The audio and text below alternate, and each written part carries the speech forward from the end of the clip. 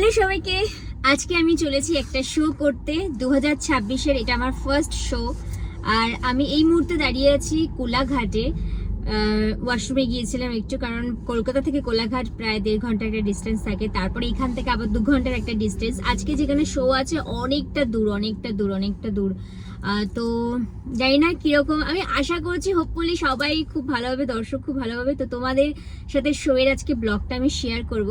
দেখো আমি অনন্যা দাঁড়িয়ে আছি, আর 1 বছর পরে আমি অনন্যায় এলাম। এখানে যখন আসতাম মাঝে মাঝে, যখন শো করতে কোলাঘাটের দিকে আসতাম, তো মেদিনীপুরের দিকে এলেই এই অনন্যাতে দাঁড়াতাম।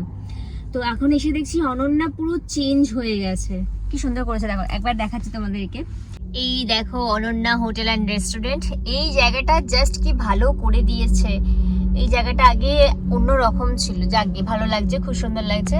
একদম টাইম নিয়ে এসে তাড়াহুড়ো করছে। আমি যে চাটা, গরম চাটা যে খাবো সেটা পর্যন্ত খেতে পাচ্ছি না। আর মানে তাড়াহুড়ো ছুটে ক্রিম বিস্কুটের সঙ্গে ভিজিয়ে খাচ্ছি। কেমন লাগে চা খেতে? আচ্ছা, আমার সাথে কারা কারা যাচ্ছে সবাইকে দেখাবো, দাঁড়াও। ওরে বাবা রে, কি গরম চাটা খেয়ে নি। হ্যাঁ, পরে আবার দেখা হচ্ছে। তো আমাদের গাড়ি অনেকক্ষণ আগে ছেড়ে দিয়েছে। বলেছিলাম যে আমার সাথে কে কে আছে সেটা দেখাবো। তো সেদিন আমি ক্যামেরাটা করি।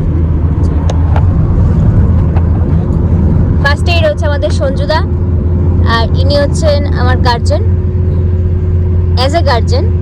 আচ্ছা, এইদিকে রয়েছে সিন্টুদা, ইনি হচ্ছে আমাদের as a manager with guardian. বয়স্ক মানুষ, ওই জন্য পেছনে দিয়ে দিয়েছি।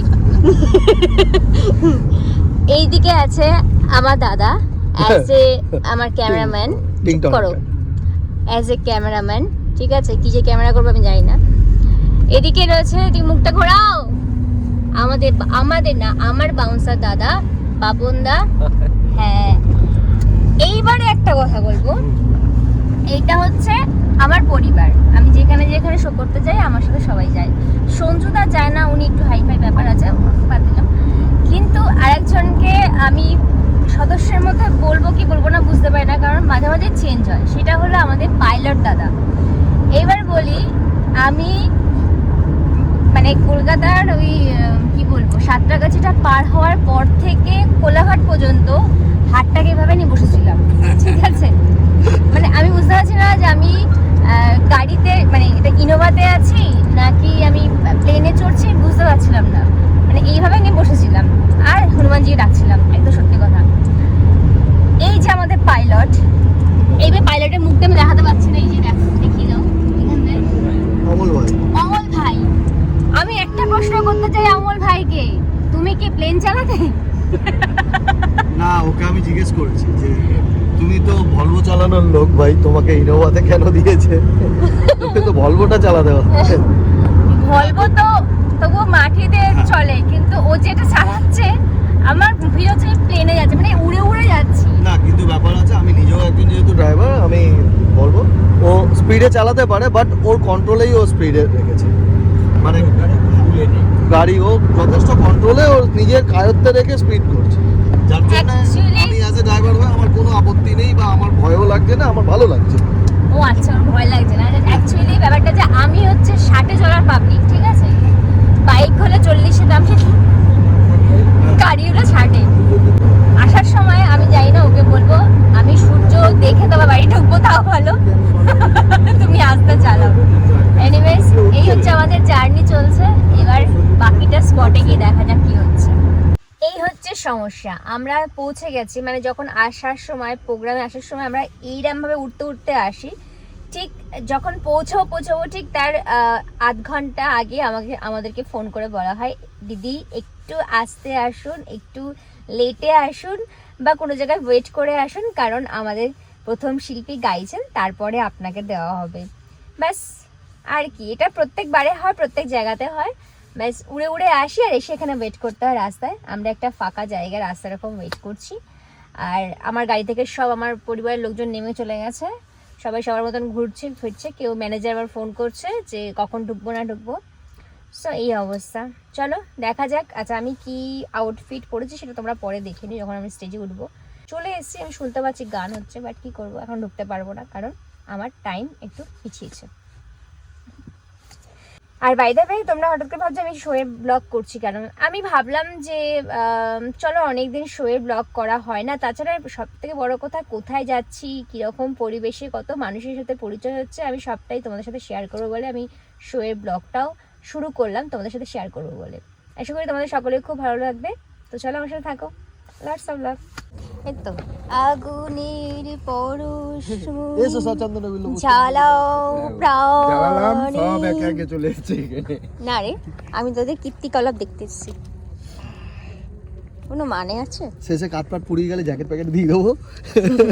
আর তুমি প্রচুর কাজ। জ্যাকেট প্যাকেট দিয়ে দেবো। এই যে সেই পাইলট বাবা প্লেন চালাচ্ছিল, প্লেন চালিয়ে এসে এখানে স্পটের আগে দাঁড়িয়েছে আধ ঘন্টা, এবার এখানে দাঁড়িয়ে থাকো। মজা, তাই না? ভালোই মজা। ভালোই মজা। 12 ডিগ্রিতে তাই এরকম। হ্যাঁ, মুক্তেশ্বরে কি করছো তুমি? মুক্তেশ্বরে তো গিয়ে আমরা ওই কাঠপাট পুড়িয়ে নিয়ে এসেছিলাম। আগুন জ্বেলে যে লোক বসে আর কি, শুধু কি এই ঠান্ডার করার জন্য? এটা একটা আলাদা আনন্দ, এক জায়গায়। তাহলে এখানে একটা রান্না বসে দাও না, একটু খাওয়া দাওয়া করি এখানে। না না, হ্যাঁ? Actually কি রান্না হবে আর সেটা কি? আমি জানি না, সেটা তো আগুন জ্বালিয়ে রান্না না করতে না, হবে এখানে। আগুন জ্বালিয়ে পিকনিক সবাই বসে গিয়ে মেন কিন্তু ঠান্ডার জন্য না। সেগুলো যেটা বললো একদম বাস্তব কথা। আমরা সবাই মোবাইলের দুনিয়ায় ভেসে আলাদা, এখানে সবাই মোবাইল ছেড়ে এক জায়গায় দাঁড়িয়ে আমি একটু মোবাইল গল্প হাতে করছি, নিই, হয়তো। তাই না? কলকাতার অশোকনগরের ওখানটায় সাইডে কি অবস্থা। আগুন জ্বালছে। বয়স্ক লোক বলছিল এইটা দেখছো প্রোগ্রাম করতে এসে কত পুরনো স্মৃতি। আগে দাঁড়িয়ে এখানে দাঁড়িয়ে দাঁড়িয়ে আমরা এখানে নাকি আগুন জ্বালিয়ে, এই যে এটা আমি না, এটা আগুন জ্বালিয়ে এইসব করছে, সময়টা কিল করছে। আর আমি এদের ভিডিও করার জন্য নেমে চলে এসেছি। পুরো শুনশান এলাকা, দেখো কেউ নেই। এটা মেন রোড, কেউ নেই। দূরে আওয়াজ শুনতে পাচ্ছি আমি, প্রোগ্রামটা হচ্ছে, যে ওখানেই যাবো আমরা। এই যে আগুন জ্বালিয়ে ফেলেছে সবাই মিলে, তাপ পোয়াচ্ছে, তাপ নিচ্ছে, তাপ। যাই, আমি ঠান্ডায় আর পাচ্ছি না, ভেতরে ঢুকি গাড়ি। তো আমরা চলে এসেছি অনুষ্ঠান মঞ্চের খুব কাছাকাছি।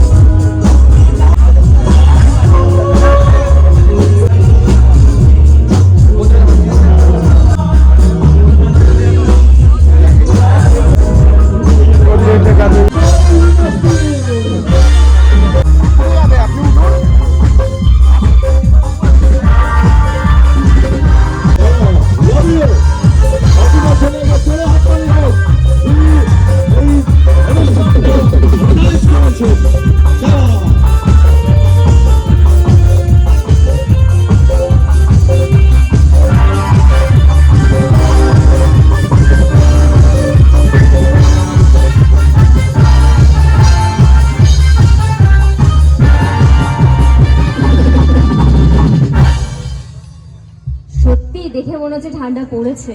হ্যাঁ, ঠান্ডা একটু পড়েছে।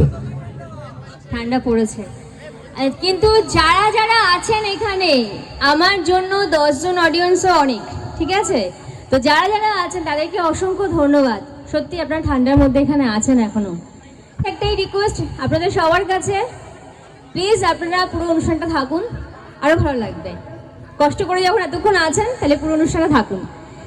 সবাই ভালো আছেন তো? দেখুন, চিৎকার করতে বলি সবাইকে। আমি চেষ্টা করব একটু ফার্স্ট নাম্বার একটু মানে জমাটি গান গাওয়ার, বিকজ খুব ঠান্ডা সিরিয়াসলি। তার মাঝে মাঝে চেষ্টা করব কিছু ভালো গান শোনানোর। আর সিরিয়ালের কথা যদি মনে হয় শোনার ইচ্ছা হয় তাহলে আমি বলবো, নাহলে বলবো না, বেকার টাইম নষ্ট করবো না।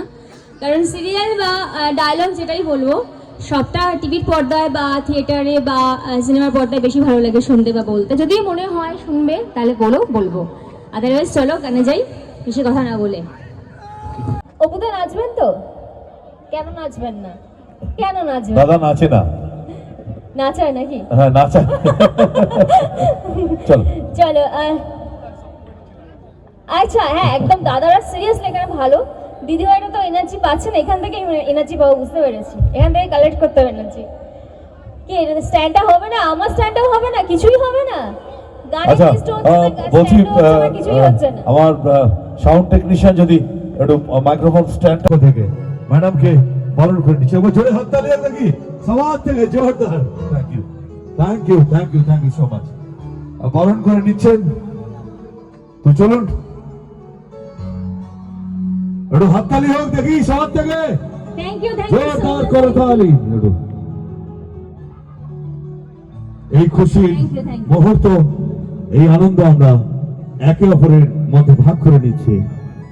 টলিউড ইন্ডাস্ট্রির জনপ্রিয় নায়িকা রিমঝিম ম্যাডাম আজকে কলিয়ানা গ্রামে এসছেন আমন্ত্রণে। তো চলুন, হ্যাঁ থ্যাংক তো ম্যাডাম তো মঞ্চে আছেন, এরপরে অপুদা আমাদের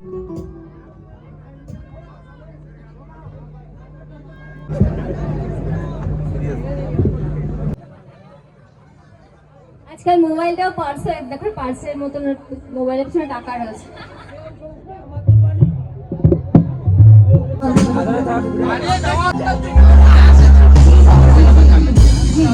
শো শেষ, আমরা চলে এসেছি রেণুকা ধাবাতে। আসো এখানে আসো, এই যে সবাই ঢুকছে। আমার ধাবা, আমার রেস্টুরেন্ট, তোমাদেরকে ওয়েলকাম। ও মাই কি, আমার রেস্টুরেন্ট আছে নতুন এখানে।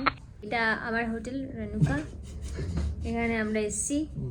তোমরা যারা যারা আসবে পয়সা দিয়েই খেও, কারণ পরে মাঠটা আমার উপর পড়বে। হ্যাঁ, একটু আমার নাম করলে হয়তো কম সম করে দেবে, জানি না তাও করবে কিনা। তো শো কমপ্লিট হয়ে গেছে, ভালো হয়েছে, নট ব্যাড। তো আমি একটা স্যুপ অর্ডার করি, 2:10 বাজে, ভদ্রলোকের মতন খাওয়া দাওয়া করি, কারণ পেটটাকেও দেখতে হবে। আর এরা সবাই আলু ভাজা রুটি খাবে, এরা বয়স্ক ব্যাপার। আমাকে খাবার দেয়নি, ধার করে খাচ্ছি।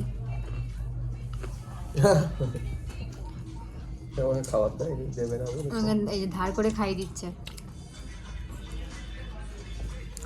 ক্যামেরাটা দেখেছে এই জন্য নাম বললো, এর আগে দুবার কিন্তু খাইয়ে দিয়েছে, তখন ক্যামেরাটা অন ছিল না, তো ওই জন্য। লোকের কাছে নিজেকে কেন খারাপ করো বলো তো? আমারটা স্পেশাল লোক নিয়ে এসছে, ওই জন্য একটু লেট। প্রকাশ দা গোলমরিচ দেবো, দিয়ে দাও এখানে, গোলমরিচটা আমি লাগলে নিয়ে নেবো। ভদ্র খাবার।